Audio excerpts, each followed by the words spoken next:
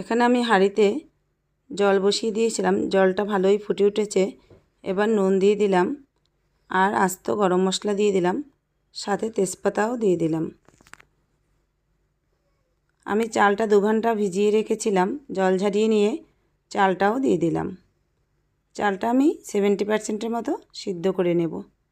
সিদ্ধ করে আমি এবার জলটা ঝরিয়ে নেব। সবজি কেটে নিয়েছি এখানে আমি। এবার কড়াইয়ে ঘি গরম করে আমি শুকনো লঙ্কা ফোড়ন দিয়ে দিয়েছি।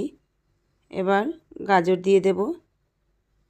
গাজর দিয়ে একটু নাড়াচাড়া করে বিনস দেব। বিনস দিয়ে এবার আরেকটু নেড়ে নেব। এবার ক্যাপসিকাম কুচি দিয়ে একটু নাড়ব। নুন দিয়ে দিলাম একটু, দিয়ে একটু নাড়াচাড়া করে মটরশুঁটি দিয়ে দিলাম, হলুদ দিয়ে দিলাম। এবার একটা ঢাকনা দিয়ে একটু ঢেকে দেব।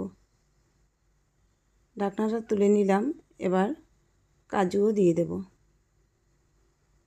একটু ভাজা ভাজা হলে এবার নামিয়ে নেব। এদিকে আমি ভাতটাকে ভাগ করে নিয়েছিলাম। অর্ধেকটা ভাতের মধ্যে আমি ঘি দিয়ে দেব।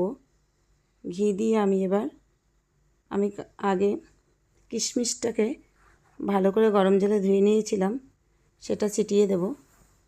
আর ভাজা সবজিগুলোও কিছু দিয়ে দেব। দিয়ে আবার ভাত দিয়ে চাপা দিয়ে দেব। চাপা দিয়ে আবার সবজিগুলো কিশমিশ দেব, দিয়ে আবার ভাত দিয়ে চেপে দেব।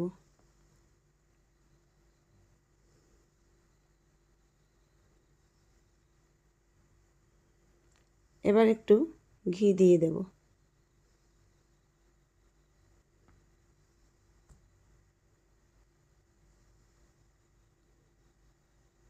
ঘি দিয়ে এবার ঢাকনাটা দিয়ে আমি উনানে একটু বসিয়ে দেব।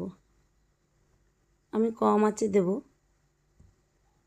দিয়ে আমি মিনিট 10 মতো রেখে দেব। একটু ঝাঁকিয়ে নেব যাতে সমস্ত জায়গায় ঠিকঠাক হয়ে যায়।